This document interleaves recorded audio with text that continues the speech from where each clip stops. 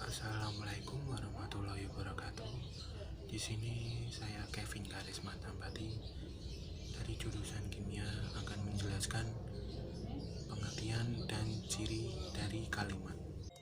Pengertian kalimat 1. Menurut Arifin dan Tasai tahun 2002. 2. Menurut Kamus Besar Bahasa Indonesia atau KBBI. 3. Menurut Krisda Laksana tahun 2001. Pengertian kalimat menurut Arifin dan Tasai tahun 2002.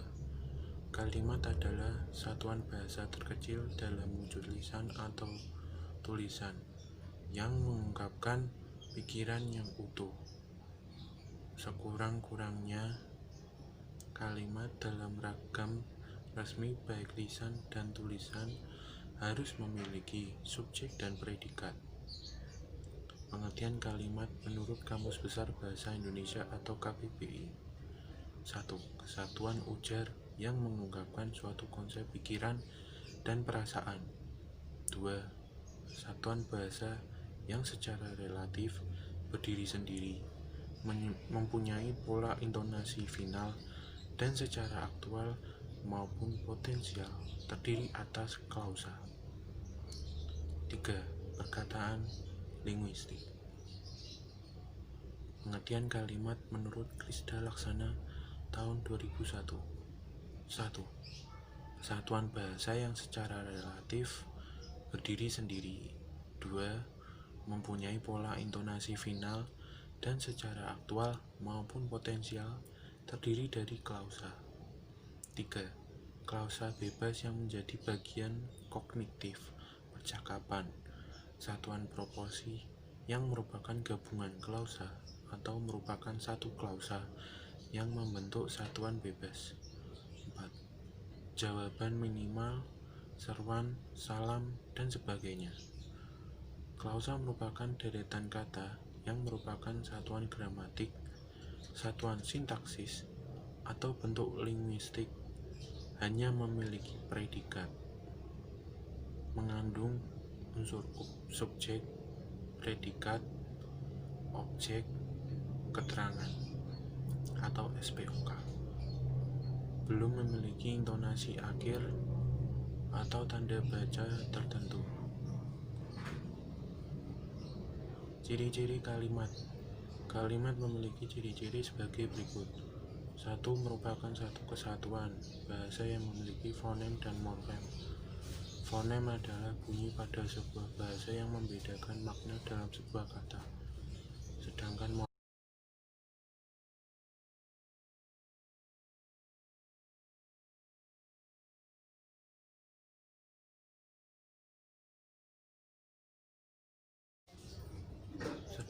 morfem adalah bentuk bahasa yang mengandung arti pada sebuah kata. Jenis-jenis kata adalah merupakan satuan bahasa yang mempunyai satu makna di dalamnya. Frasa dalam bahasa Indonesia merupakan satuan bahasa yang terdiri atas dua kata atau lebih yang tidak mengandung predikat dan tidak berpotensi menjadi suatu kalimat. Klausa dalam bahasa dapat berdiri sendiri meskipun tidak ditambah dengan kalimat lengkap. Mempunyai pola intonasi akhir. Fungsi intonasi akhir pada kalimat yang kita ucapkan adalah sebagai penegas atau penekanan dari kalimat yang diucapkan. Pola intonasi kalimat pun sangat bervariasi tergantung jenis kalimat yang diucapkan. Adanya huruf kapital dan tanda baca dalam sebuah kalimat. Setelah mempelajari pengertian dan ciri-ciri kalimat, selanjutnya ada unsur-unsur kalimat dan jenis-jenis kalimat. Unsur-unsur kalimat. Unsur-unsur kalimat terdiri dari subjek, predikat, objek, keterangan, pelengkap. Unsur-unsur kalimat yang pertama yaitu subjek. Di dalam sebuah kalimat, subjek adalah pelaku atau orang yang melakukan kegiatan tertentu. Subjek pada umumnya berupa kata benda seperti nama orang, binatang, tumbuhan, dan benda. Subjek adalah unsur pokok yang terdapat pada sebuah kalimat, di samping unsur predikat. Dalam pola kalimat bahasa Indonesia, subjek biasanya terletak sebelum predikat. Subjek umumnya berwujud nominal. Unsur selanjutnya yaitu predikat. Predikat adalah unsur kalimat yang menyatakan kegiatan yang sedang dilakukan oleh subjek. Predikat biasanya merupakan kata-kata kerja, misalnya memasak, bermain, menyanyi, dan lain-lain. Predikat juga merupakan unsur utama suatu kalimat, di samping unsur subjek yang merupakan inti dari kalimat. Unsur pengisi predikat suatu kalimat dapat berupa kata, misalnya verba, adjektiva atau nominal, numeral, dan preposisional. Selain itu, dapat pula berupa frasa, misalnya frasa verbal, frasa adjektival, frasa nominal, frasa numeralia atau bilangan. Contohnya, Kiki belajar di kamar, Ibu memasak tumis kangkung, Aldi sedang membaca koran. Unsur selanjutnya yaitu objek. Objek adalah suatu yang dikenai tindakan oleh subjek. Sama seperti subjek, objek dapat berupa kata-kata benda, misalkan ayah, harimau, pakaian, dan lain-lain. Objek bukan unsur wajib dalam kalimat. Keberadaannya umumnya terletak setelah predikat yang berkategori verbal transitif atau kalimat aktif transitif yang sedikitnya mempunyai 3 unsur utama, yaitu subjek, predikat, dan objek. Objek pada kalimat aktif akan berubah menjadi subjek jika kalimatnya dipasifkan. Demikian pula objek pada kalimat pasif akan menjadi subjek jika kalimatnya dijadikan kalimat aktif.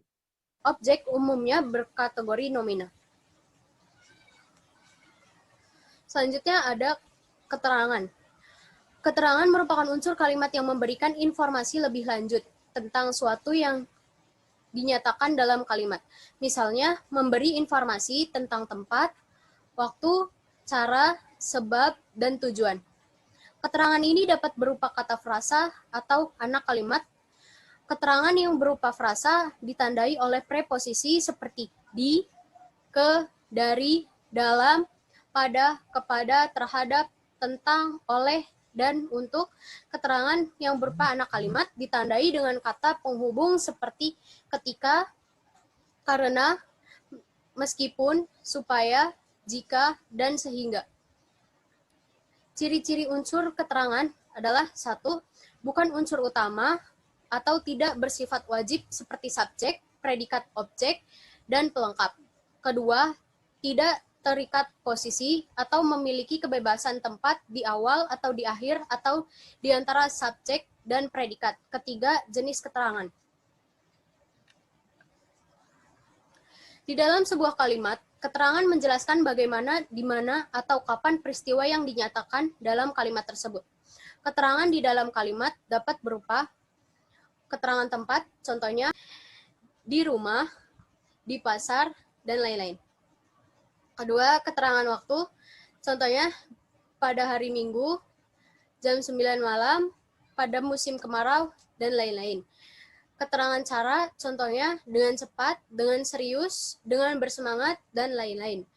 Selanjutnya ada keterangan tujuan, contohnya agar lulus ujian, untuk bertemu ibunya, supaya bersih, dan lain-lain.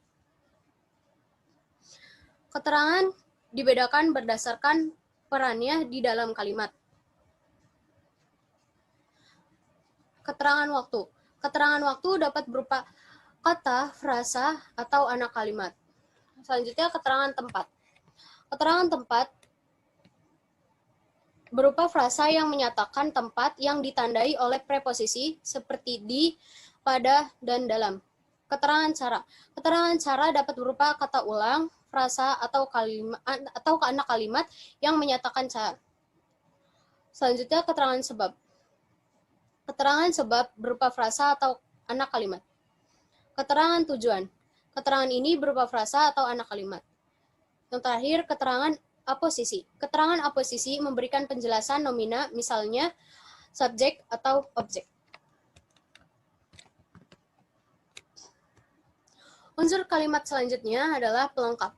Pelengkap adalah unsur kalimat yang fungsinya seperti objek, tetapi yang membedakannya adalah pelengkap tidak bisa dirubah menjadi subjek pada kalimat pasif. Pelengkap biasanya terletak setelah predikat atau objek. Pelengkap dan objek memiliki kesamaan. Kesamaan pada kedua unsur kalimat ini adalah bersifat wajib ada karena melengkapi makna verba predikat kalimat, menempati posisi di belakang predikat dan tidak didahului preposisi. Perbedaannya terletak pada kalimat pasif. Pelengkap tidak menjadi subjek dalam kalimat pasif. Jika terdapat objek dan pelengkap dalam kalimat aktif, objeklah yang menjadi subjek kalimat pasif, bukan pelengkap. Contoh kalimat pelengkap. 1. Indonesia berdasarkan Pancasila. 2. Aldi ingin selalu berbuat kebaikan. 3. Kaki Aji tersandung batu. 4. Mahkota itu bertahtakan berlian.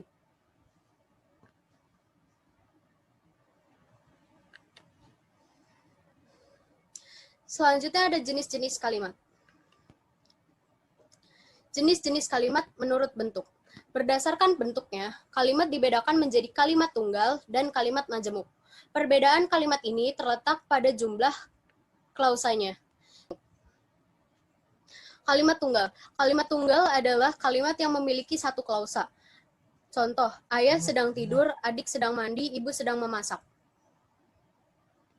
Kalimat tunggal memiliki fungsi 1. Kalimat kata kerja untuk memberikan kalimat predikat dengan hanya kata kerja setelah kata subjek. 2. Kalimat kata sifat untuk memberikan kalimat predikat dengan hanya kata sifat setelah kata subjek. 3. Kalimat kata benda untuk memberikan kalimat predikat dengan kata benda atau nomina setelah kata subjek. 4. Kalimat kata depan dengan frasa 4 untuk memberikan kalimat dengan frasa sebanyak 4 setelah kata subjek demi kata preposisional. Selanjutnya ada kalimat majemuk. Kalimat majemuk adalah kalimat yang memiliki lebih dari satu klausa. Contoh kalimatnya adalah, ayah dan ibu senang membuat masakan soto Banjar karena hidangan ini adalah makanan favorit mereka. Kalimat majemuk memiliki berbagai jenis. Kalimat ini dibedakan menjadi kalimat majemuk setara, kalimat majemuk bertingkat, dan kalimat majemuk campuran. Kalimat majemuk setara. Kalimat majemuk setara adalah kalimat yang memiliki tingkatan klausa yang sama atau sederajat. Contoh kalimat majemuk adalah sebagai berikut. 1. Ayah membaca koran lalu meminum kopi di teras rumah. 2. Ibu membaca buku dan aku berangkat ke sekolah.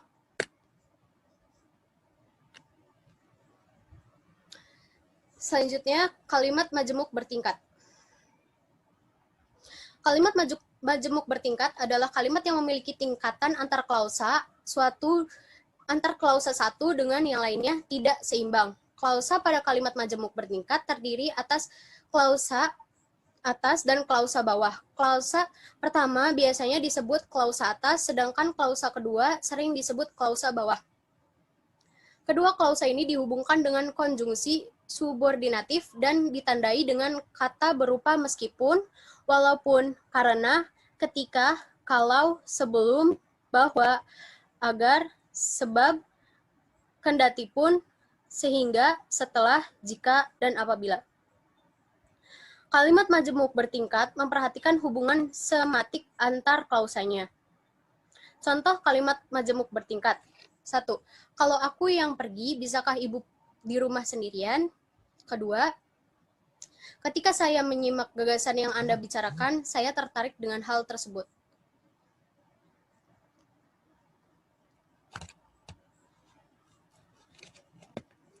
Selanjutnya ada kalimat majemuk campuran. Kalimat majemuk campuran adalah kalimat yang memiliki klausa sebanyak 3 atau lebih, tetapi klausa tersebut dihubungkan secara subordinatif dan konjungtif. Contoh kalimat majemuk campuran yaitu 1. Dina berangkat ke sekolah dan adik tetap pergi ke pasar meskipun panas di siang hari ini semakin terik. Selanjutnya ada jenis kalimat aktif dan kalimat pasif. Kalimat juga dibedakan menjadi kalimat aktif dan kalimat pasif. Kalimat aktif. Kalimat aktif adalah kalimat yang predikatnya kata kerja aktif. Verba aktif ditandai dengan prefiks me, memper, dan be. Ciri-ciri kalimat aktif adalah 1. Predikatnya cenderung memiliki imbuhan me ataupun ber, dan kedua, pada kalimat aktif, imbuhan me ataupun ber cenderung mengikat predikat yang menggambarkan suatu tindakan atau pekerjaan dalam sebuah kalimat. Contoh kalimat aktif yaitu 1. Ibu memasak sayur terong di dapur.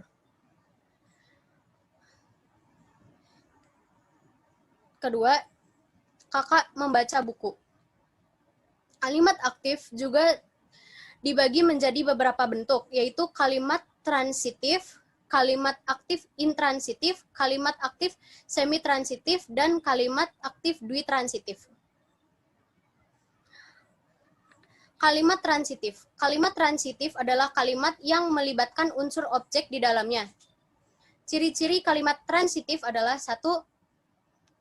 Harus melibatkan unsur objek di dalamnya. Kedua, berpola subjek, predikat, objek. Ketiga, dapat diubah ke dalam kalimat bentuk kalimat. Contoh kalimatnya, dia memanjat pohon. Saya membaca buku. Selanjutnya ada kalimat aktif intransitif. Kalimat aktif intransitif adalah kalimat aktif yang tidak memerlukan keberadaan objek di dalamnya. Sebagai penggantinya unsur keterangan atau pelengkap yang menjadi unsur tambahan pada kalimat ini. Ciri-ciri kalimat ini diantaranya 1. Tidak memerlukan unsur objek. Kedua, berpola subjek predikat pelengkap atau subjek predikat keterangan. Kedua, tidak dapat diganti ke dalam kalimat pasif. Selanjutnya ada kalimat semi-transitif. Kalimat aktif ini adalah kalimat aktif yang tidak bisa diikuti unsur objek di dalamnya, hanya dapat diikuti oleh unsur pelengkap saja. Ciri-ciri kalimat semi-transitif adalah 1. Tidak memerlukan unsur objek. Kedua, berpola subjek predikat pelengkap. Ketiga, tidak dapat diubah ke dalam kalimat pasif.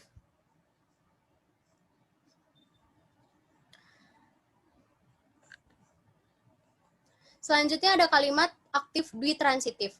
Kalimat aktif dwi-transitif merupakan kalimat yang mengandung objek dan pelengkap sekaligus. Ciri-cirinya, yang pertama, mempunyai objek dan pelengkap sekaligus. Kedua, berpola subjek, predikat, objek, pelengkap. Ketiga, dapat diganti ke dalam kalimat pasif. Jenis kalimat selanjutnya adalah kalimat pasif. Kalimat pasif adalah kalimat yang subjeknya dikenai suatu pekerjaan, tindakan, atau aktivitas. Subjek pada kalimat pasif berada sebelum predikatnya. Kalimat pasif ini merupakan kebalikan dari kalimat aktif. Ciri-ciri kalimat pasif. 1. Subjeknya sebagai penerima perlakuan. Kedua, predikatnya berimbuhan di, ter, kean, atau terkan.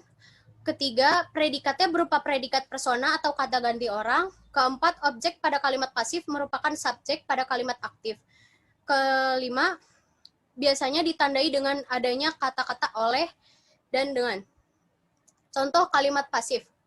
Buah mangga dipetik oleh ibu. Kedua, buku ayah dipinjam oleh ibu. Ketiga, penampilan kakak saat menari disaksikan oleh ribuan penonton. Jenis-jenis selanjutnya adalah jenis-jenis kalimat berdasarkan pengucapan. Berdasarkan pengucapannya, kalimat dibedakan menjadi kalimat langsung dan kalimat tidak langsung. Kalimat langsung. Kalimat langsung adalah kalimat yang menggambarkan ucapan atau perintah. Kalimat tersebut juga berisi bagaimanakah perkataan orang yang dimaksud, sehingga kalimat ini ditandai dengan tanda petik. Contoh itu, ibu berkata, sayang hari ini kita makan buah yuk. Contoh kedua, kakak ajarkan aku matematika, Kak. Contoh ketiga, apakah benar kamu adalah seorang anak petani desa? Contoh keempat, ibu, hari ini aku membuatkan kue kesukaan ibu. Contoh yang terakhir, Sania, kamu harus patuh ya dengan kakek.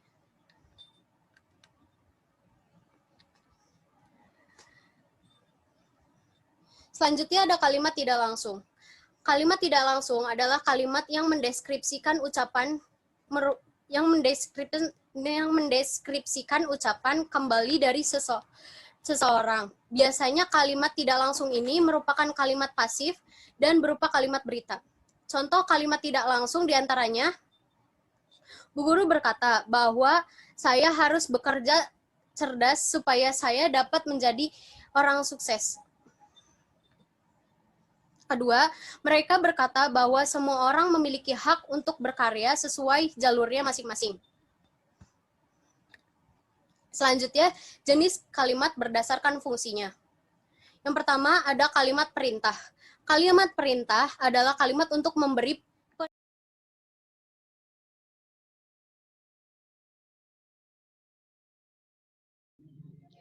Baik, untuk topik yang selanjutnya yaitu tentang paragraf.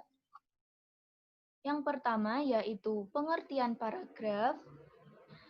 Banyak ahli yang berpendapat tentang pengertian paragraf. Salah satu di antaranya adalah Thalmann, yang mengutarakan bahwa paragraf merupakan istilah lain dari alinea. Pendapat lain tentang pengertian paragraf juga disampaikan oleh Wilson dan Brooks, yang menyatakan bahwa the paragraph is usually a series sentences that develops one topic. Artinya, paragraf adalah sekelompok kalimat yang mengembangkan sebuah topik. Kemudian Palupi juga mengemukakan bahwa paragraf adalah rangkaian kalimat yang menjelaskan satu ide pokok. Hal ini menunjukkan bahwa sebuah paragraf disusun dengan beberapa kalimat, dan beberapa kalimat yang disusun tersebut akan menjadi sebuah paragraf jika memuat satu ide pokok sebagai topik pengembangannya. Osima dan Hakwe juga memberikan bahwa a paragraph is a group of related sentences that develops one main idea with a topic of the paragraph. Pernyataan ini menerangkan bahwa paragraf adalah sekelompok kalimat yang saling berhubungan yang mengembangkan satu pikiran utama sebagai topik dalam paragraf tersebut. Tarigan juga berpendapat bahwa paragraf adalah seperangkat kalimat yang tersusun secara logis sistematis, yang merupakan satu kesatuan ekspresi pikiran yang relevan dan mendukung pikiran pokok yang tersirat dalam keseluruhan karangan. Hal ini menunjukkan bahwa kalimat-kalimat yang disusun dalam sebuah paragraf harus saling berhubungan antara satu dengan yang lainnya, dengan pola urutan yang logis dan teratur. Dengan kata lain, suatu paragraf yang tidak disusun secara teratur, maka akan menimbulkan ketidaklogisan dalam pembentukan paragraf tersebut.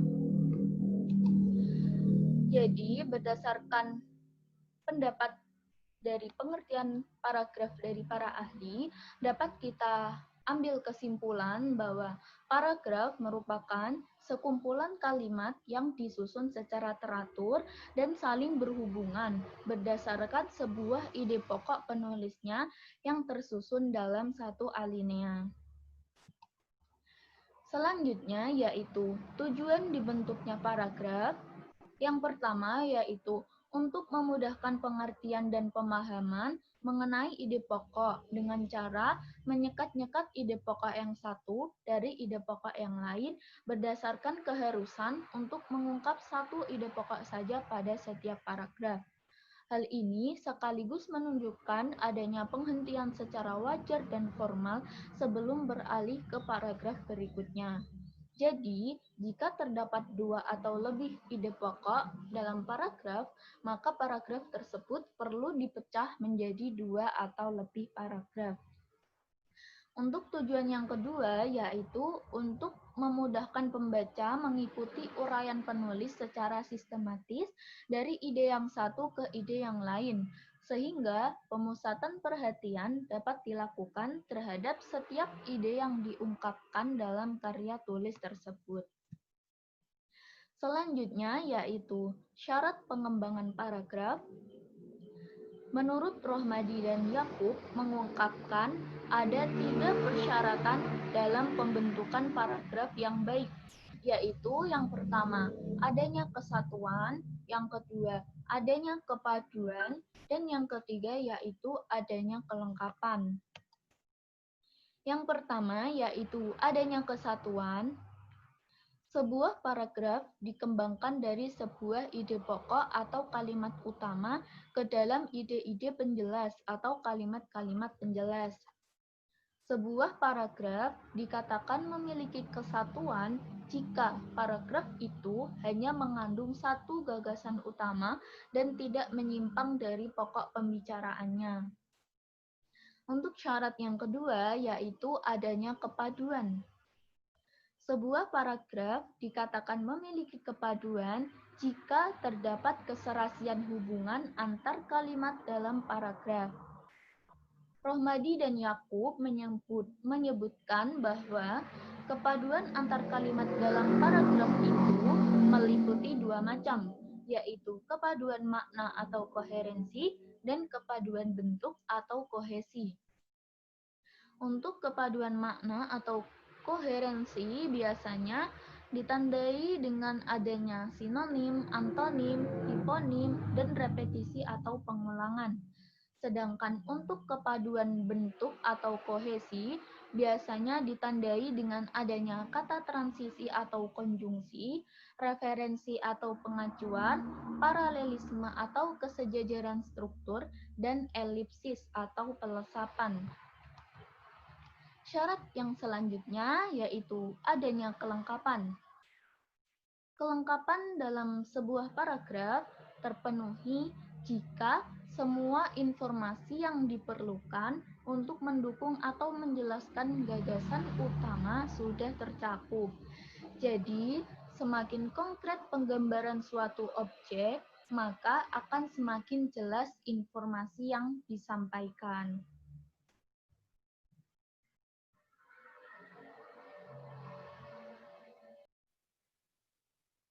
Ciri-ciri dan fungsi paragraf. Sekumpulan kalimat dapat dikatakan sebuah paragraf apabila memiliki ciri-ciri sebagai berikut. Yang pertama adalah pada kalimat pertama atau utama paragraf harus masuk agak ke dalam dengan beberapa ketukan spasi. Ketukan spasi dalam paragraf biasanya sekitar 5 ketukan. Ketukan spasi tersebut biasa digunakan untuk jenis kalimat atau karangan yang biasa. Artinya dalam sekumpulan kalimat, apabila kita menemukan kalimat utama dari sekumpulan kalimat tersebut agak menjorok ke kanan atau ke dalam, maka ciri-ciri tersebut tergolong dalam ciri-ciri paragraf. Kemudian yang kedua, berisi pengembangan topik yang akan dibahas oleh penulis. Apabila dalam sekumpulan kalimat kita menemukan inti atau topik pembahasan yang dimaksud oleh penulis, maka kumpulan kalimat tersebut dapat dinyatakan sebagai sebuah paragraf. Kemudian ciri-ciri yang ketiga adalah memiliki kalimat topik dan kalimat pengembang dalam paragraf yang fungsinya untuk menjelaskan atau menerangkan pikiran utama dari penulis dalam menuliskan sebuah karya atau karangan dalam sebuah kalimat topik. Kalimat topik ini biasanya kita temukan di awal paragraf. Kemudian selain kalimat topik ada juga kalimat penjelas. Kalimat penjelas ini berfungsi atau berisikan tentang kedetailan dari kalimat topik atau kalimat utama yang berada di awal paragraf tadi. Paragraf sendiri memang bukan kumpulan dari kalimat topik, tetapi paragraf di sini berisi beberapa kalimat penjelas dan hanya satu kalimat topik. Secara ringkas, paragraf di sini mempunyai ciri-ciri yaitu berisi satu kalimat topik dan beberapa kalimat penjelas, yang mana kalimat topik tersebut biasanya ditemukan di awal paragraf. Kemudian kalimat yang lain merupakan kalimat penjelasnya. Kemudian Paragraf sendiri memiliki beberapa fungsi. Yang pertama, untuk mengekspresikan gagasan yang tertulis dengan memberikan bentuk suatu pikiran serta juga perasaan ke dalam serangkaian kalimat yang disusun dengan logis dalam satu kesatuan. Paragraf berfungsi untuk mengungkapkan pikiran atau ekspresi penulis mengenai apa yang akan ia tulis atau apa yang akan ia sampaikan dalam bacaan tersebut. Fungsi paragraf yang kedua adalah untuk menandai peralihan gagasan baru bagi suatu karangan yang terdiri dari beberapa paragraf. Artinya, apabila suatu bacaan memiliki beberapa paragraf, maka paragraf-paragraf tersebut akan membahas topik atau subtopik yang berlainan antar paragraf. Ganti paragraf artinya ganti pokok pikiran juga. Kemudian fungsi yang ketiga adalah dapat memudahkan pengorganisasian gagasan.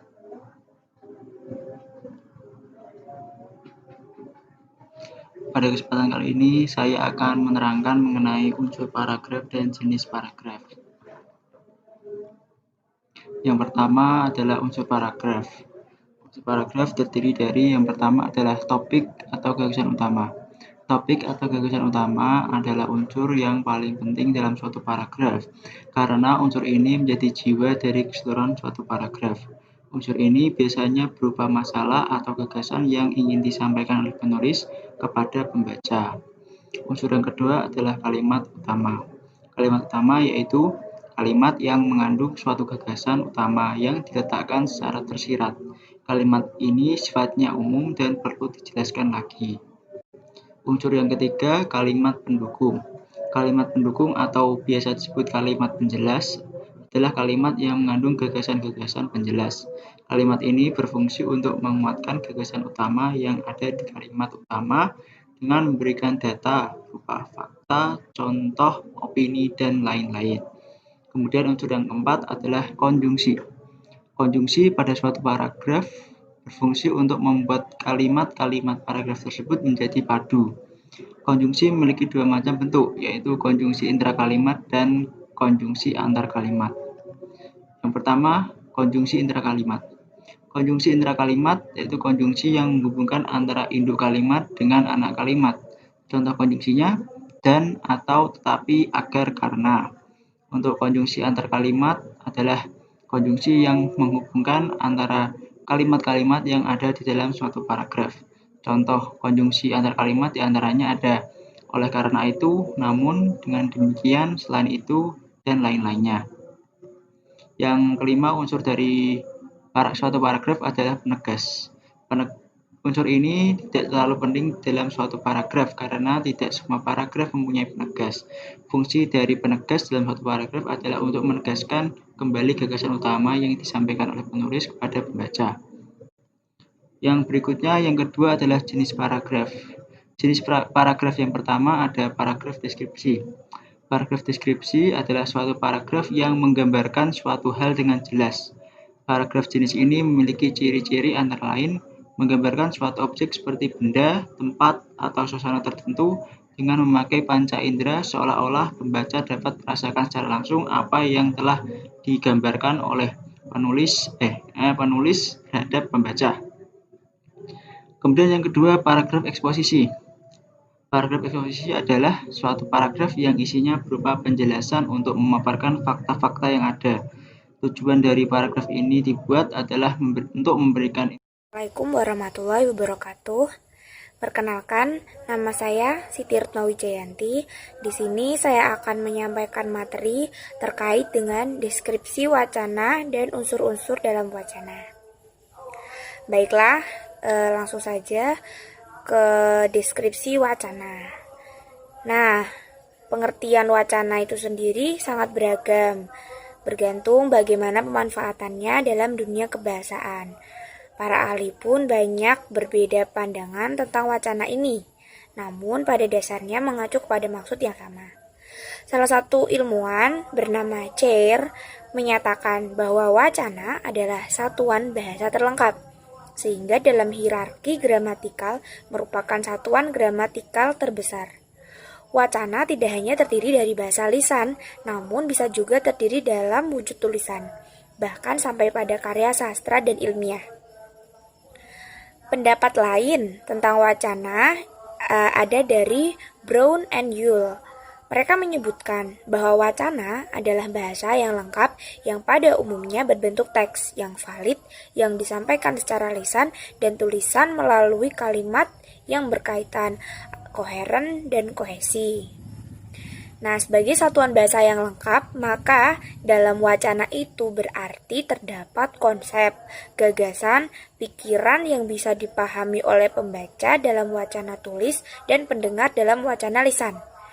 Sebagai satuan gramatikal terbesar, secara otomatis wacana itu dibentuk dari kalimat-kalimat yang memenuhi persyaratan gramatikal dan persyaratan kewacanaan lainnya.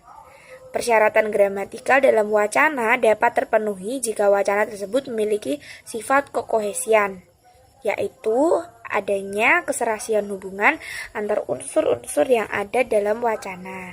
Nah, seperti contoh, Sufyan dan Zulfikar pergi memancing.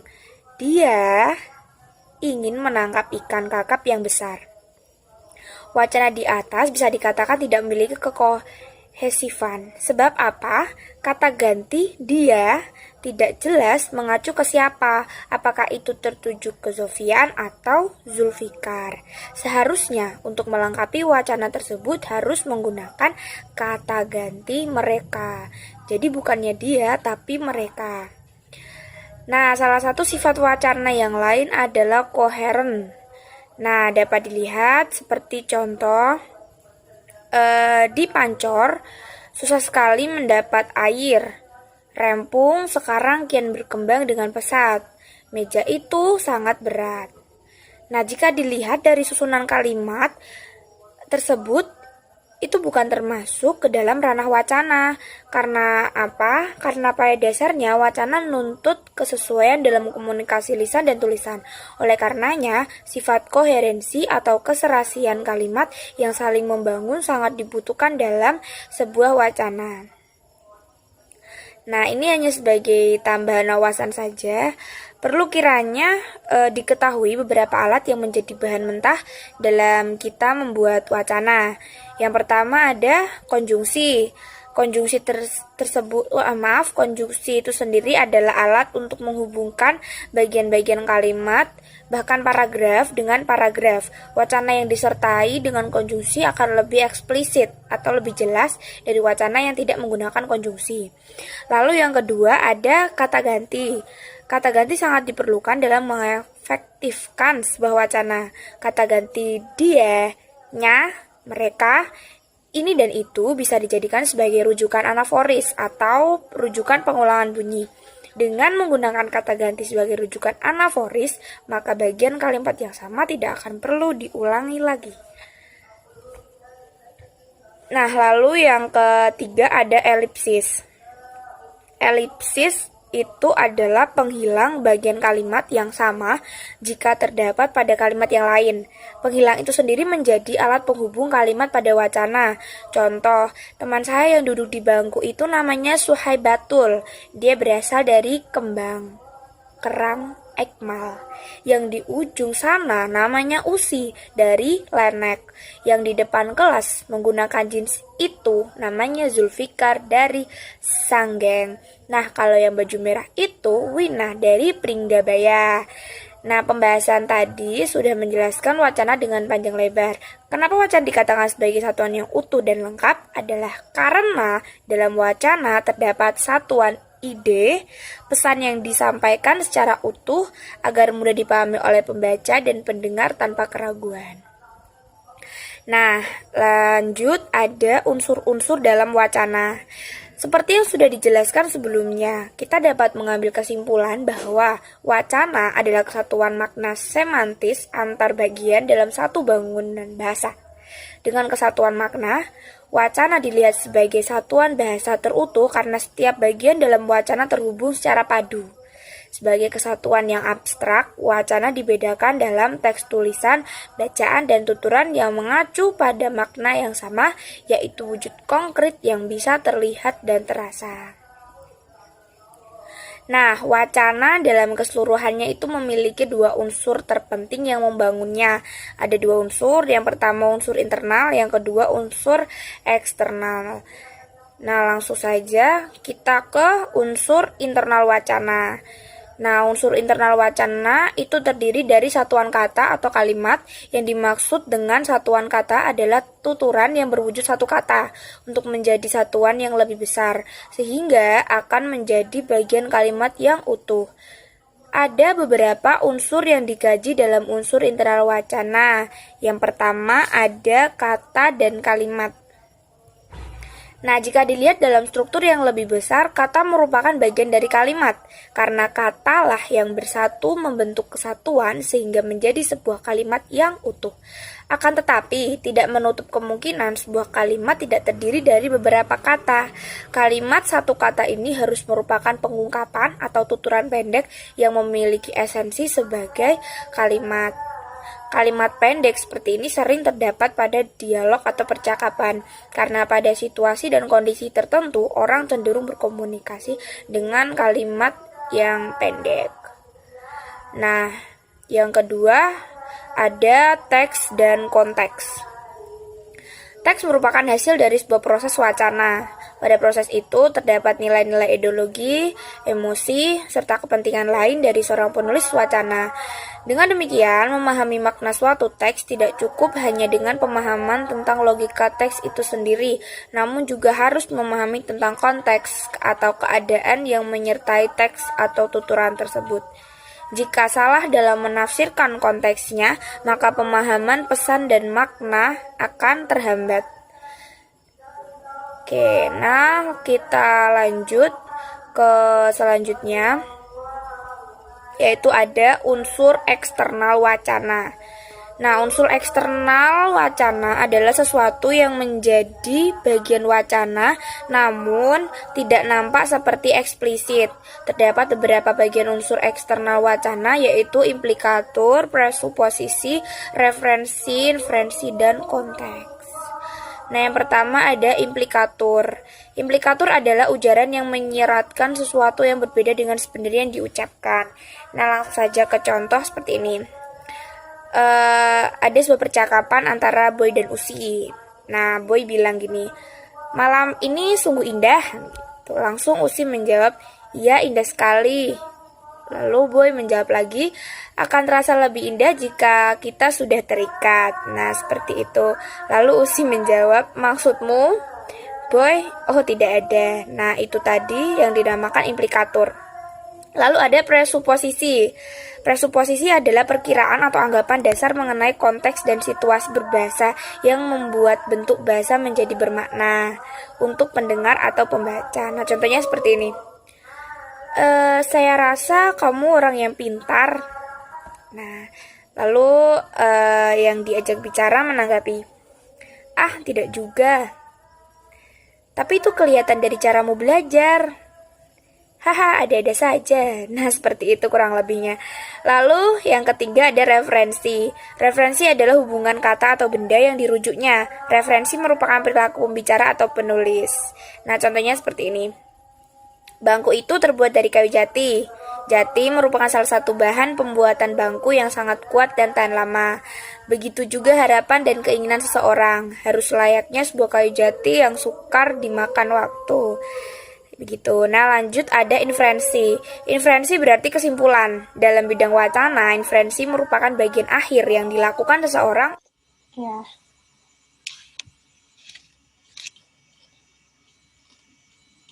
Selanjutnya ada syarat keutuhan wacana. Syarat keutuhan wacana ada 4, yaitu topik, tuturan pengungkapan topik, kohesi, dan koherensi. Pertama, saya akan menjelaskan topik. Topik merupakan hal yang dibicarakan dalam sebuah wacana.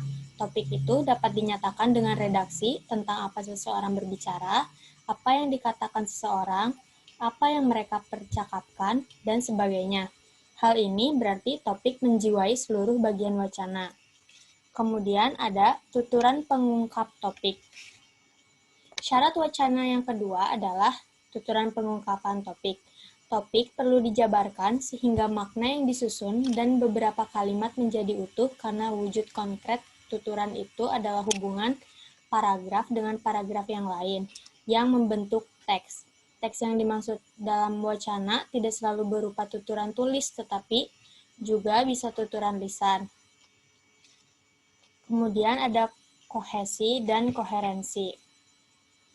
Pada umumnya, wacana yang baik akan memiliki kohesi dan koherensi. Kohesi sendiri adalah keserasian hubungan antar unsur yang satu dengan yang lainnya dalam wacana sehingga terciptalah pengertian yang baik dan koheren.